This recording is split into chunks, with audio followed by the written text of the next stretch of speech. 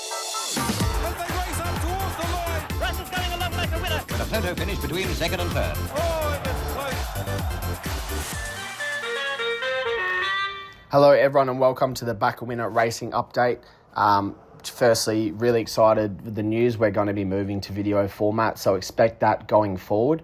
And we're also getting into the pointy end of things, so getting into the feature races, which I'm really keen for. So plenty of good runners resuming this weekend and of course going forward. Firstly though, welcome to the Back a Winner Racing update brought to you by Smart Odds. Compare odds with Smart Odds now. Sign up and use the code WINBIG in capitals to get a 30-day free trial. That's a month free trial instead of the normal 14 days. I highly recommend this. I've been using it for quite a while now. It's fantastic. Really good tool for punters. So make sure you get involved there, get started on it, and you'll find your profits really rising. And make the most of what bookie's paying the best price. Otherwise, you're selling yourself short as a punter. Firstly, in the highway, race 2, this is a really good highway. Canberra resumes, trials have been good, and it'd be hard to beat in a race of this depth. So I'm weary of it, but I am with Exit Free. I liked its first up run behind Calico Mist. That form's really nice for this. Last start didn't finish it off, but back to the 1,000. It looks ready to win. Zach Lloyd aboard. He has a great record aboard. He's made the Quinella 3 times from 4 goes. And this looks primed to win here. It's 1/3 up in the past and has a decent effort at the track. So I'm with Exit Free here. I think this is a good race for it. Race number 3, I do like the each way odds of Dollar Magic. You can get 650 on the Smart Odds comparison. That looks a good price for this runner. It doesn't need to improve much to take this out. First up, excellent effort in BM88 grade.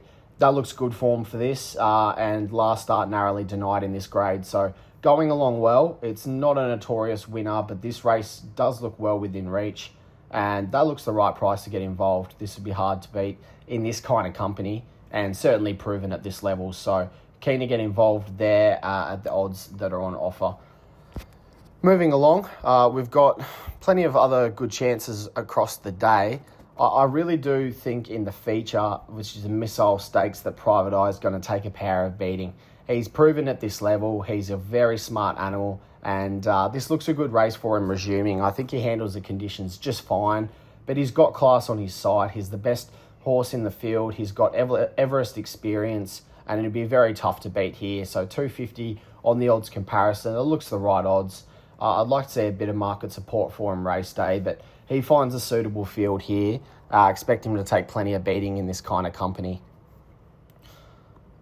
A few other races on in the day as well. I do like in race number 6, Piggyback. This is a fairly open field, so confidence levels here still reasonably high, but just be wary that this is a pack field. But Piggyback is going along well. It has a good finale on it and a sharp turn of foot.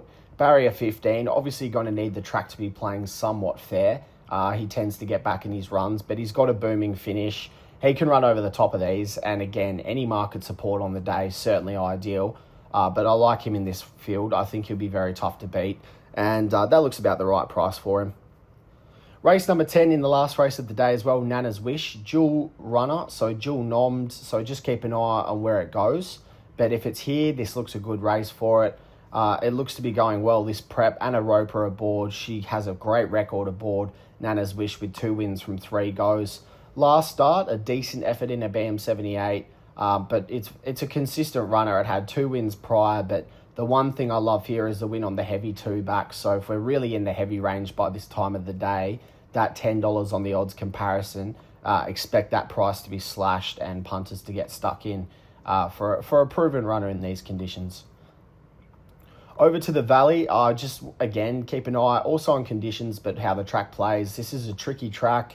It's a horses for courses track, and it obviously suits those on speed. I'm with Hovland here in the first, 350 on the odds comparison. Blake Shin riding in superb form. Likes the soft, likes the heavy, but barrier 1's the key here. I would love to see him just lead. Last start, sat off the speed a bit. Didn't have a whole lot of luck.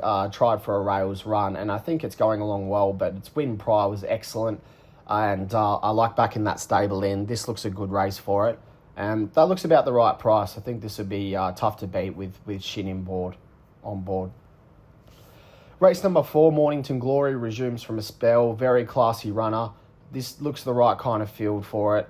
It just knows how to win. It's won 7 from 22, but the stat that I love here is 4 from 4 at this track and 5 out of 5 over this trip. So it absolutely loves these conditions. It loves this type of field. It's off a decent break, and this looks primed for this. Look, it's a handy field. Boston Rocks has got a lot of speed, Midwest as well, so they'll really carve up the speed. Mornington Glory, going to need a bit of luck with the barrier, but the Apprentice is aboard, so it takes it down to 59 kilos, and I think this is going to take plenty of beating against these. It's got the form on the board, but that track record's just unbeaten, and this looks the right race for it. Again, the right price to get involved as well, so get on the odds comparison. Make sure you're getting the best odds available. Speaking of the odds comparison, my best bet is in race number 6. You can get $2.10 at the moment for Escher. I like that price. I think this is going to be well backed. It was excellent on debut, ran time, and Damian Lane booked aboard with 55.5 here from barrier 4. Plenty of intent. I love the booking of Lane. It stays on the trip at 1 on debut on, and it was at Morphettville, but 3.5 length win. Was in the market somewhat, but not near favourite. But it was a booming win, and I think it can go right on with things here. The market agrees. Race number 8 as well, Nana's Wish. Just going to mention it because I spoke about it before, but it is dual nommed. I think the Valley will suit it really well if they choose to run here. There's good odds about it, $7 on the odds comparison. Barrier 5, Logan Bates aboard to take some weight off. Hasn't seen the track, so that's a query, but I like this Sydney form versus the Victoria form. As listeners know, I do like to tend to favour the Sydney form quite often. Looks hard to beat. It's got a map advantage over the 3 main rivals in the market, so I like that. The favourite and the second favourite are both drawn 14 and 12, so drawn really nicely here to advantage. It'd be tough to hold out, but again, dual nommed. It might race elsewhere, so just keep an eye on where it goes, but this does look a nice race for it. And the last of the day in race number 9 is Naval Academy, who I do like as well. I think it's ready to win. It's won third up in the past. It likes this trip, and its last start effort was good. Was solid. Pop Award was in that race, which is good form for this. And the race prior also, it's run into some handy types and been well in the market. Was 362 runs back, so plenty of market support for it. This looks the horse to beat. I think it would be well backed on the day. It bumps into the sharper again, but we've got Jamie Mellon aboard. This looks a really nice price at $5 with the odds comparison.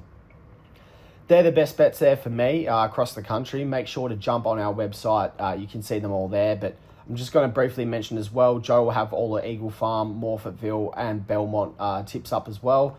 A few handy races across those fields. So it's we're also going to be getting back into features soon.